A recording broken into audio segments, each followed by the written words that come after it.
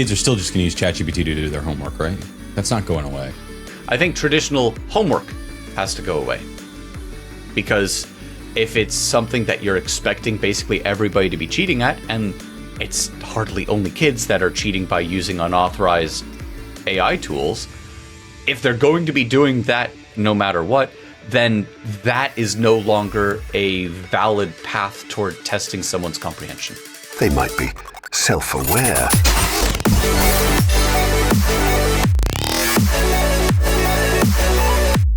Broadcasting live from a multiverse near you, this is They Might Be Self-Aware, and I am Hunter Powers, joined by...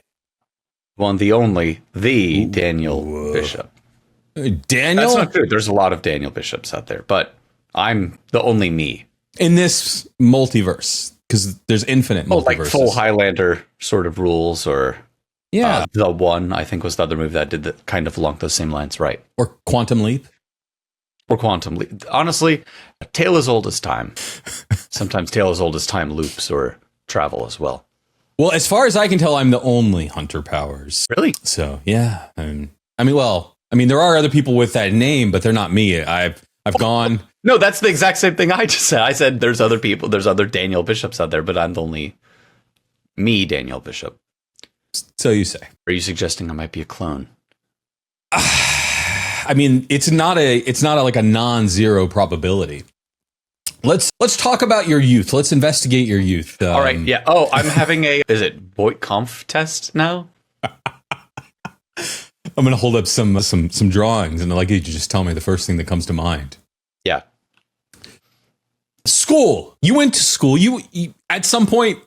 You were in like elementary and middle school. Yeah, that was like a part of your life. I wasn't that grown, and especially trained to replace Daniel. Then yes, I definitely went to school. That's right. And did you have a favorite subject in school, or did you like school? Let's go high level and then let's narrow in. Were you a school liker or a school hater? No, I had a very good educational experience growing up. Elementary school was school. Middle school, I got into band, and then I was in band through high school and into college as well. So if that counts as one of the classes, because it's one of the ones that I went to, honestly, I'd say like band is where I was at. I was in one of the like better jazz programs in the nation at the high school level at the time. So that was really phenomenal. We got to go to like a jazz festival here and there. We were performing at places locally. We didn't see a dime. Of course, we were kids. They were just using us. It's extracurriculars. Don't worry about it. But it was a lot of fun. And not to toot my own horn, I'm really winking at the camera for those of you who are listening. I was pretty good at it. I really do think I was. So that, and then also maybe physics. I really liked physics. I was a school hater. Did you ever go to school? It's debatable, but I think I did. And I did not like it. I've always been more of a self-learner. Like, I don't know. Like, in general, there are a few teachers that I thought were good, but just in general, the teachers never connected with me. So I'd be like, okay, what is it I need to learn? I'll go learn that on my own and come in and take your test. I'll come back for that test. I have zero interest in what you're saying. And maybe there's just more me than them. But my favorite... So I was able to do a number of independent studies.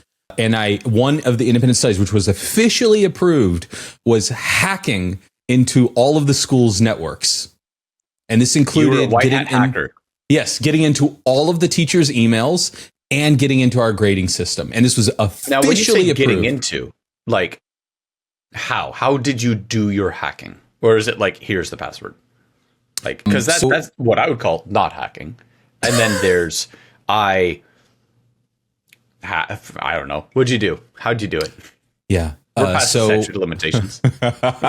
No, this was officially sanctioned. Although officially is sanctioned in like the loosest of ways, where I wrote up this like abstract of what you had to like submit for an independent study. So I was like, hey, I'm going to do this, and they was like, yep, stamped, and no one ever checked in on me. It's just like, okay, I'm off to the races.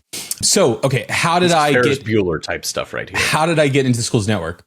I did. It's been a little while, but like man in the middle sniffing of network packets, where I think the program was called like EtherCap or something. It's been a long time. But back then, a lot of networks were still on hubs, not on switches. And when a network is on a hub, basically all of the network traffic goes to every computer that's plugged into the network. Whereas most modern networks today use what's typically referred to as a switch, where when you're talking to another computer, your traffic just goes straight to that other computer or in the most efficient way. But in the older version, we used hubs, and hubs would distribute the traffic everywhere. So if you could get a hardwire connection into the network, you could effectively monitor all of the traffic over that network, and you could impersonate other computers on the network so that basically it would force all of the traffic through you. And then there was a program, I believe it was called... the equivalent of like a telephone party line versus you set a switch, like where I'm connected directly to the one person that I want to be talking to. There was a program called Loftcrack, I believe.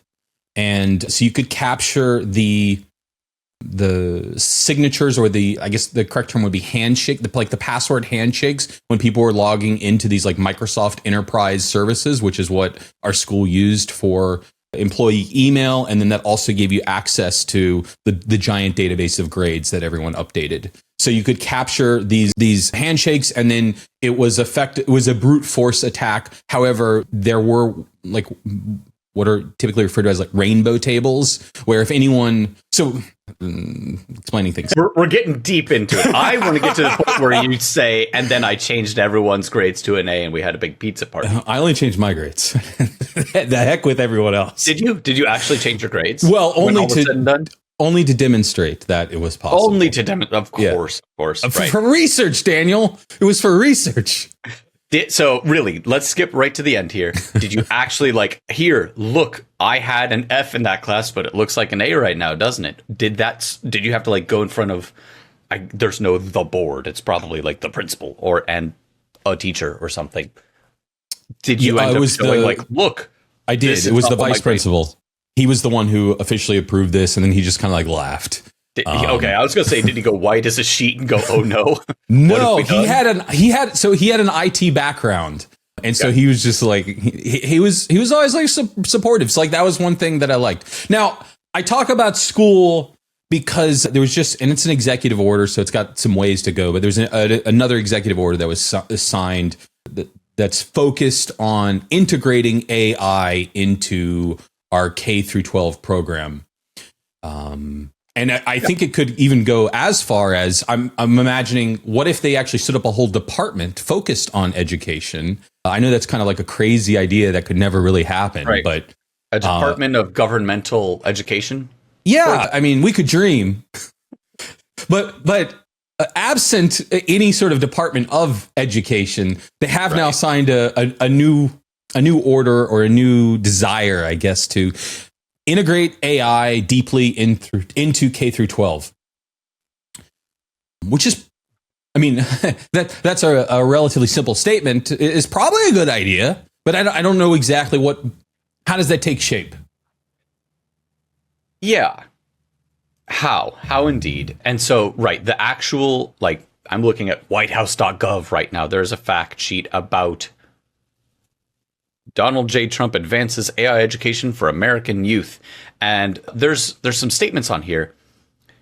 I think regardless of politics, and we're not going to get into that, I think that a lot of people's knee-jerk reaction to this would be, is this going to be a really bad idea? Honestly, on paper, I actually really love everything that I've seen. To ensure and advance America's position as the global leader in AI technology, there's no part of that clause of a sentence that I'm opposed to. Incorporating AI into education and providing AI training for educators will help equip the next generation of American AI innovators. Sounds good to me. There's going to be a White House task force on AI education. Sure, that's going to go fine. We do have an AI czar, right? Yes, so it'll be chaired by the David Director Sachs. of White House of Science and Technology Policy, blah, blah, blah, Special Advisor for AI and Crypto. Maybe we can get cryptocurrency into schools, which is, I think, what all of us can agree is exactly what we need to have. Or maybe not. I want to trade teach middle schoolers to trade shit coins. That's that's what this curriculum should be. So, looking at everything associated with this executive order, on paper, it really does sound like making sure that people are educated about how to use AI and like what it is, how the place that it has in our society as it changes. As I keep saying, we've like discovered fire in terms of how important, how monumental large language models are, and like what this recent revolution has brought to us. So we need to use it right, and everybody, I think, really needs to know how to use it or how to avoid falling into traps based on it. So yes, on paper, I completely agree that we should absolutely be integrating AI into schools, not just education about AI, but education using AI. This should be helping make individual lesson plans. This should be help bring the past to life with like a large language model impersonating, I'm Plato, and you could have with like an avatar that looks like somebody. This is such a promise of like high quality education that could be made manifest. Is all of that going to be done correctly? Is it going to be done efficiently? Is it going to be done equitably? Maybe not. But the idea of this being a tool that can help do education better at broad strokes levels, I'm 1,000,000% on board. Did you have any computer science in your K through 12? Nope. I did have one of those old Apple IIes or whatever with like the big, like the actually, I think this was the IIe that had the like actually floppies, Oregon Trail, some very, very early like learn how to type programs. That's as far as we got with how to do computers at my schools. Why do you think I joined band? Yeah. I'm having flashbacks. There was a technology class that I was really excited about. It was shop.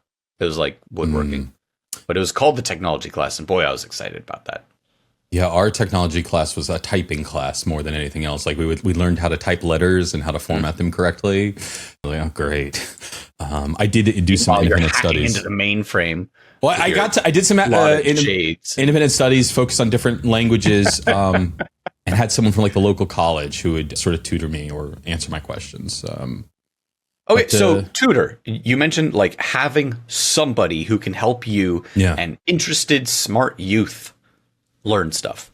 Is that not where you see AI being, let's not say 5, let's call it 10 years from now, are the children of the future, the current children, very small children, as they are larger children, older children, whatever, larger too, are those kids going to be taught by AI? I'm not going to say entirely, but rather as like a teaching assistant. Any sort of larger class tends to have a TA or two, especially at like the college type level, though I've seen it in high school as well. Why wouldn't you have an agentic AI system that can put together like, oh, Susie is not doing so great on the reading side of things, and Timmy here needs some help on the math, and little Bobby, I don't know, names, and little whoever, it's all Olivia's these days, I think. Like every girl's named Olivia. Anyways, sure. And little Olivia here is the superstar of the class, and we really need to keep her engaged. And I guess she's on to Calc 1 at grade 5. Why not? Sure. But like, if everybody has their own personalized education journey where you can notice this is or this isn't working for this kid, here's how I can get them engaged. Why shouldn't we be doing that? The whole point behind a classroom, besides like socialization with kids your age, is to learn stuff. So rather than I have 30 kids that I have to roughly get ready for the next standardized test, what if everyone was being optimized for learning all the things that they need to, and then some, up to everyone's capacity to learn? Why not do that? I mean, I would have loved it if it existed. Right? Yeah. Same. Because also, although it's my understanding this is a slightly controversial topic, like the idea that there are different learning styles, like it's been dismissed, but it is a firm belief of mine that there are different learning styles. I'm undismissing it for sure. And how I like to learn does not match how other people like to learn. And so being able to have something that's really tailored to me would be great. It's the the question of those social interactions, and does it, are there any long-term effects? I mean, we're just putting a screen in front of people even a higher percentage of the day. And by the way, why don't we put them into VR and have them they take their lessons in VR with the VR teacher, and it's all sort of simulated. Why not at that point? Yeah. I'll tell you why not. There are studies that show that the kids can't distinguish between reality and virtual reality. And so then that might have some weird long-term effects. But instead of here's one more screen in front of you, why not have, I don't know, I guess it was probably some sort of screen, but I've seen like, here's a concert where we have a hologram of insert dead artist here traipsing around and doing a thing. They've also done that for like a circus where they don't have a live real elephant out anymore. You have the big kind of holographic projection of it, but via the screen or whatever. Why not have that up at the front of the room, also assisting with teaching or whatever? Or since the kids probably have screens anyways, why not, after the teacher's done giving the lesson, hey, 5 people raise their hand, I have a question, thing pops up on their desk. I can help you with your question. You're helping more people faster. You're getting through without leaving anyone behind. Dare I say, no child would be left behind. Something like that. We can work on the snappiness of that particular slogan. Well, it's also my understanding. So to summarize, we're both pretty bullish on this idea. Let's see how it rolls out. Yeah, the idea. I want to talk about the reality of what's going to happen.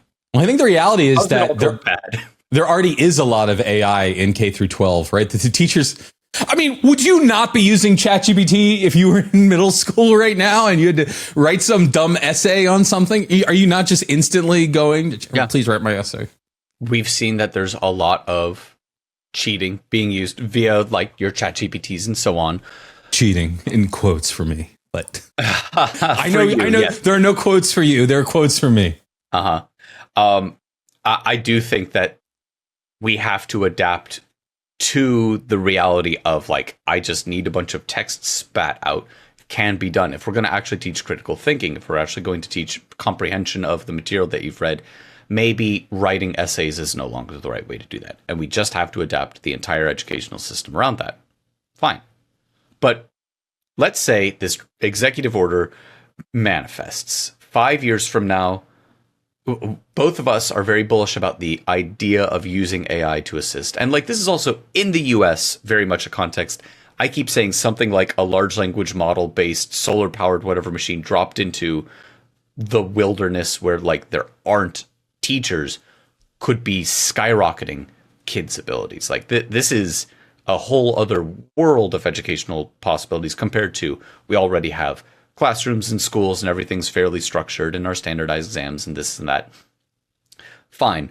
In the US, what do you see this actually being implemented as from the educator's perspective? Well, we have a couple of charter schools right now that are heavily leveraging AI, and the initial reports have been that the students in those programs are performing at a very high level and enjoying it. Now, again, that's what they would hope to see. Kids perform well at charter schools in general already, don't they? I don't know the answer to that question. Do they? They fair, I guess. Go much. Let's have Google Gemini do some deep research for us and find out. Yeah, I don't know. It should make everything easier, but the question, if there is a question, is does it also make people lazier? And it probably does. The answer is probably yes. But how important is, or impactful is that laziness?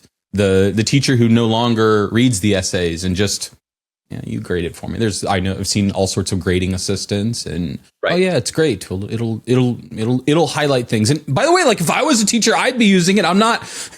That's exactly what I would do. For sure. I may have worked. You have all these kids to worry about. You have lesson plans to make. You have papers to grade.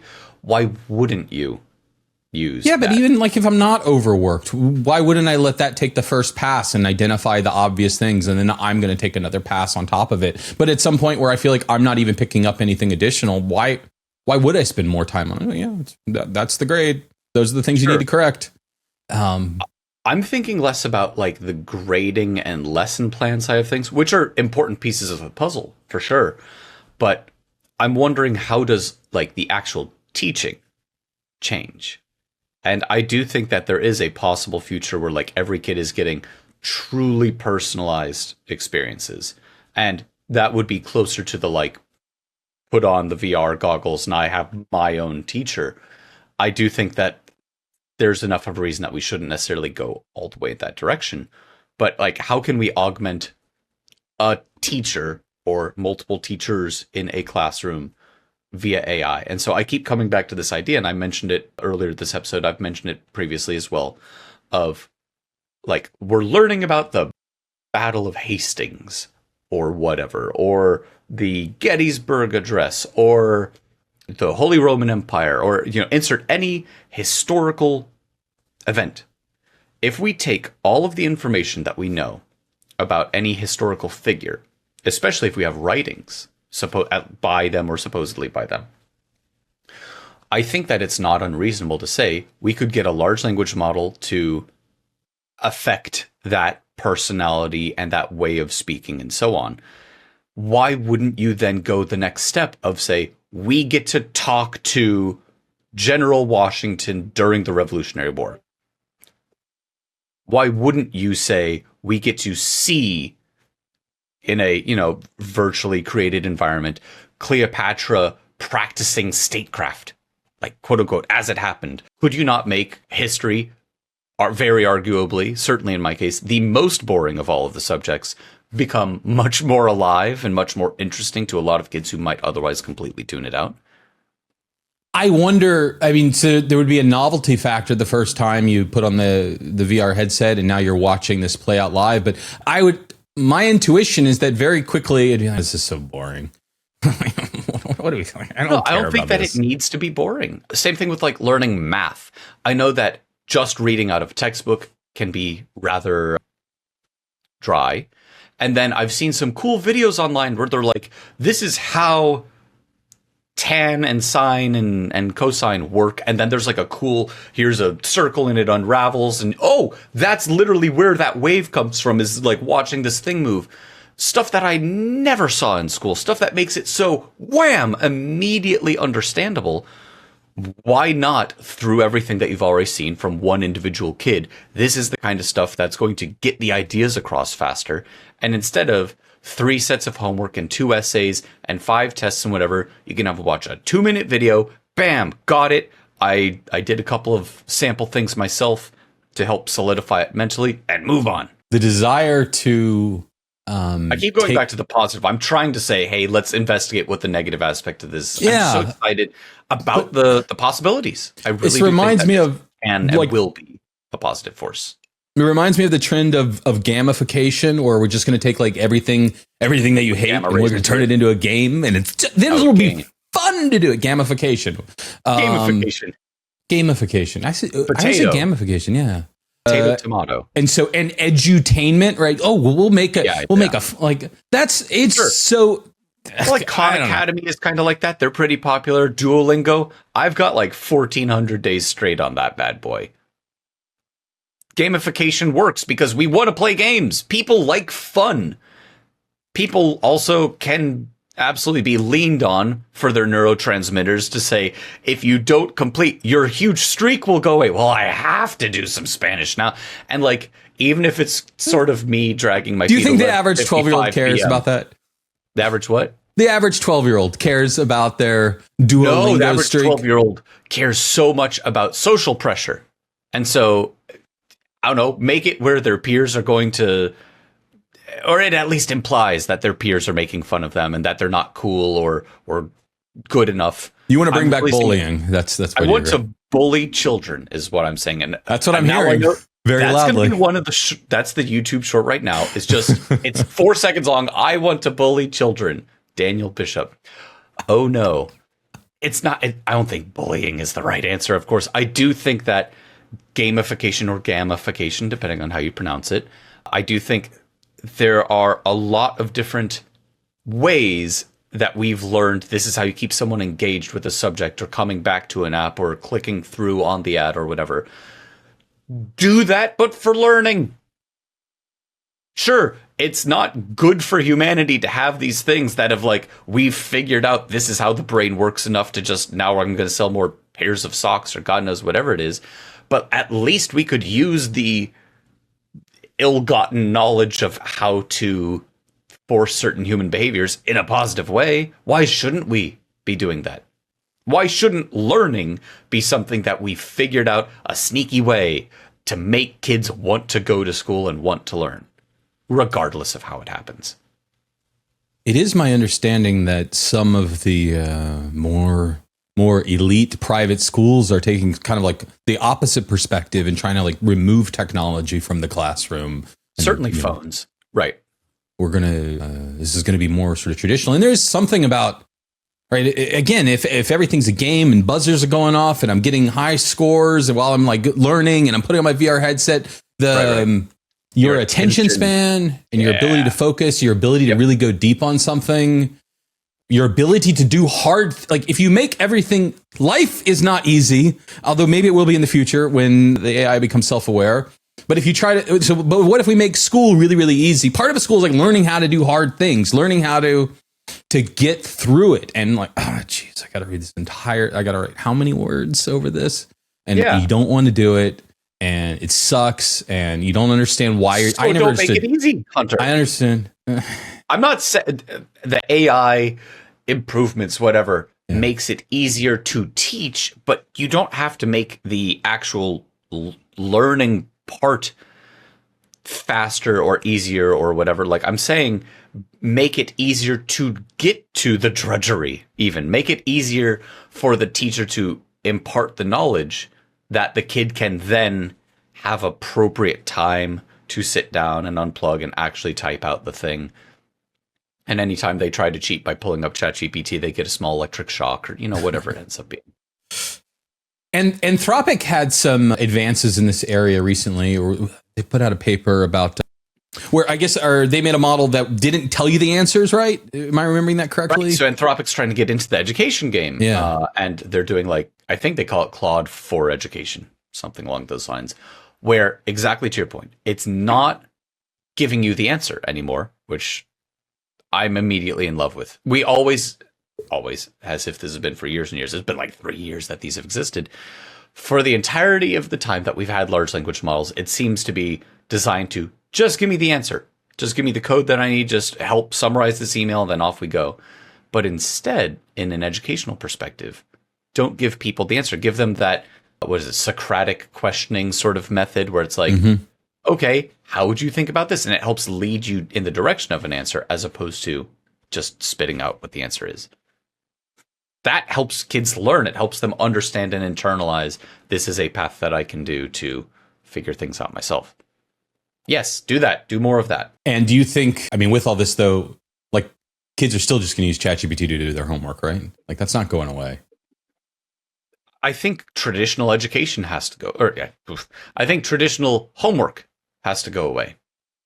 Because if it's something that you're expecting basically everybody to be cheating at, and it's hardly only kids that are cheating by using unauthorized AI tools, if they're going to be doing that no matter what, then that is no longer a valid path toward testing someone's comprehension, right? Yes.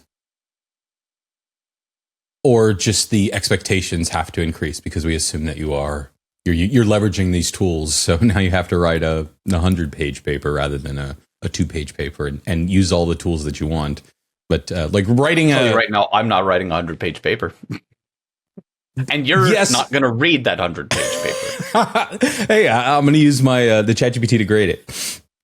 But you mentioned the unapproved AI tools. There was another article out this last week. It was, I guess, a study that was done over the last year of 2024 that suggested that over half of employees at companies are leveraging "quote unquote" unapproved AI tools to do part of their job. And also, I'd say that feels right. Half of workers, and the only reason it's half is because the other half are not really yet aware of the tools and what they could be doing. Otherwise, they'd be doing it too. I don't know. I think we worked at a company together where they had a fairly strict policy, which at one point did include no ChatGPT can be used on anything. And I would imagine a good chunk of the employees read that and were like, oh, that means I can't do it. I'm not going to do it. I'm following the rules. However, I can attest that I saw many people significantly above me in meetings, like browse. What tab is that open over there?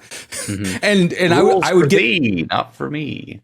And ChatGPT wasn't as good as it is today back then, where I would get emails or drafts of things, and I was like, you know what, this reads exactly like if I just asked this question into ChatGPT. So I'd open up ChatGPT, put in the question that I would guess would have generated this, and just get back out exactly, what I'm looking at here on the page. Right. So yeah, lots of unapproved. Now, is that cheating?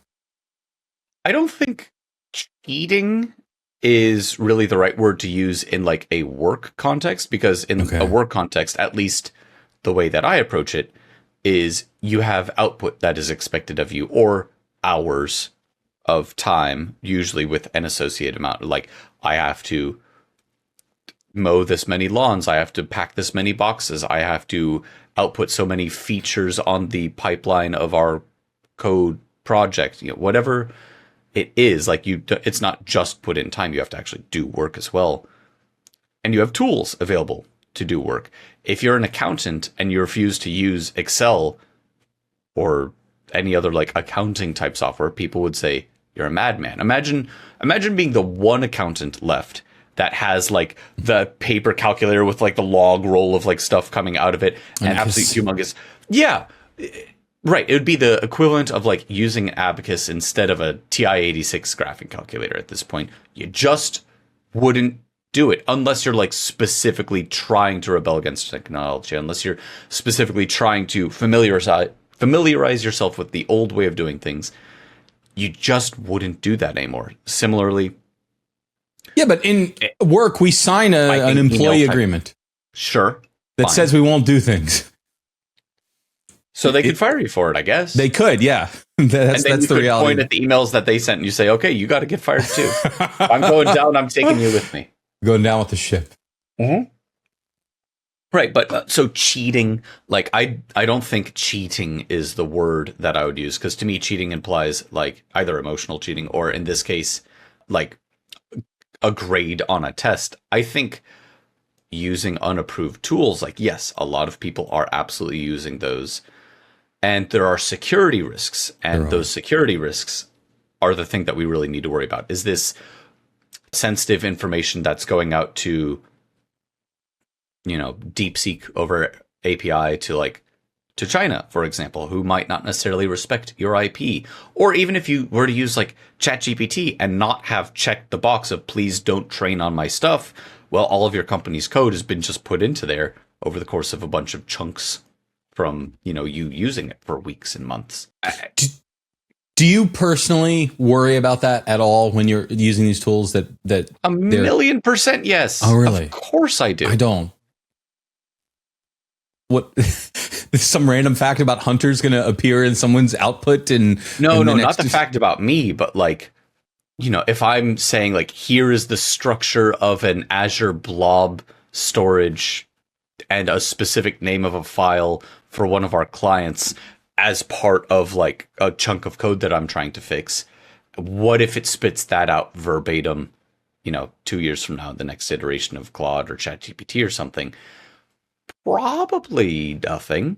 But what if there's an API key in there? What if there's some other sensitive information that isn't API keys? I do concern myself with. Yeah, and people are absolutely willy-nilly just chucking these things in to get the speed up with the work that they're working on. And if people don't know what an API key is, password. It's a password. It's a password to be able to talk to the data directly from like some other website or service or what have you. So 50% of workers using unapproved AI tools. I think that's the right number. I think it's going to continue to go up as more people become familiar with the tools that are available and how much it could be helping them. And are more companies, it's not even just a policy. I think you're going to have like the IT departments of companies saying, you can't go to this website. It's locked down, whatever. They already do that. And some of them don't. I know some that don't. And I And think I know some employees that work around all that stuff. And they absolutely, right. The ones who are really dedicated will, but consequences, whatever amount of lockdown to get most people to not use it. And then very importantly, don't just lock it down. You've got to have, every workplace needs to have an approved use and an easy way to access it. Yeah, I Because think the then number people can do the thing they're going to do anyways, because of course they're going to do it, but you have to give them at least the safe approach. This is not going to get us into legal hot water with our customers, whatever that ends up being. Yeah, my prediction would be that the percentage goes down, not that it goes up, because via making approved tools easier to use. Correct. Yeah, there'll be more and more approved tools. Because the companies are going to have to be careful to do that. But if 60%, yes, I could see that. If 50% of your workforce is doing this, you are failing to manage your workforce. And if they're all doing it, and the job, like the work, you need to update that employee handbook. We're like, who are we fooling here? Right. But it's not just the handbook. I think it really is making it very hard to access some resources and making it very easy to access others. We saw this with piracy. You know, it's very, very easy to go on the Pirate Bay or whatever and torrent a bunch of things. Does that still exist? Is Pirate Bay still a thing? Almost certainly. I don't know for sure. I haven't gone in a long time. Yeah, it's been a long Haha, yeah, it's definitely been a long time, right? Really long time since I've torrented anything. But the whole streaming wars, like Netflix and so on, made it so easy to just get the content that you wanted that it overcame that barrier of ease versus dollars, where a lot of people stopped pirating once it became very easy. And now there are so many streaming services that keep jacking up the prices. I heard a couple of things of like piracy going back up on the rise. And yeah, there is a certain kind of break-even point of ease versus risk that everybody is going to run. And if you say at work, you're allowed to use Gemini 2.5, you're allowed to use GPT-4, you're allowed to use this, but you can't use Mistral, you can't use DeepSpeak, you can't do that. Like, okay, at least I do have something that I can use and it can integrate nicely into my tooling. I'm fine. And then, right, that unauthorized usage, I think, drops off. But you have to make it hard to do the bad thing and easy to do the good thing so that people naturally gravitate toward what they're supposed to do. Until the moment it all becomes self-aware and it all just becomes meaningless because the AI is all doing our jobs for us. It'll be in charge of approving it for us anyways, yeah. Approving it, disapproving it. It just won't matter. Do whatever you want because the AI will do it better. That's right. Hey, Hunter, I've had a great time talking to you today, but I want to talk to you more. And the people who are listening and watching us, I bet they want to listen more and watch more. Easy, simple, and even require any AI. Look on your screen somewhere right now. There's a device that you're listening to us on. You will find a subscribe button. Tap it. Really? See what happens. Surprise awaits. I know you probably can't even imagine. Like a thumbs up icon that you could tap on as well. That's a fun one. I go subscribe first, then thumbs up, then leave the comment. Oh, I'm a thumbs up first kind of guy. Oh. No, I subscribe first. Yeah. Yeah. Do you ever leave a thumbs up without subscribing to anything? Or is it like, I'm not giving you your positive feedback unless I'm fully bought in? So on Twitter, now X, I'm very hesitant to follow anyone because there's very few people I want to see like everything that you ever post. But if I like see something interesting, that was an interesting link, I'll give them a like, which I guess is the equivalent of a thumbs up. But on YouTube, if something has reached the status of getting the thumbs up for me, because I want more YouTube content. I don't feel like I have too much YouTube content. I would like more content on my feed. So if it's worthy of the thumbs up for me, it's worthy of the subscribe. And then if I'm getting too much of it or get bored of it, I'll unsubscribe. But yeah, you don't go back and take away the thumbs ups though. No, they get to keep the thumbs up. I'm not an Indian thumbs up giver. Yeah. Indian, I don't know. That didn't really work. I don't know if that one's in vogue anymore. But the point here is you should subscribe and give us thumbs ups, thumbs up, thumbs apostrophe up. There's probably an apostrophe. And you know what? If I had an AI educator, I'd know where that apostrophe went. You can listen to us here, wherever here is for you. Yes. What, like 2 times a week? It's true. All the time. Not all the time. Specifically 2 times every week. Well, there's a lot of short form content that comes out literally every day. TikToks and YouTube shorts.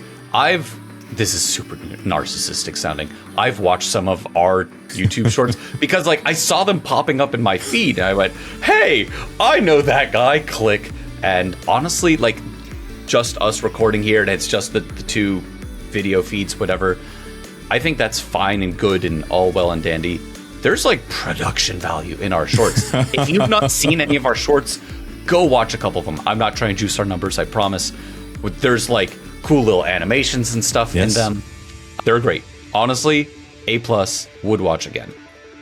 Awesome. Thank you, everyone. You have been listening to... They might be self-aware.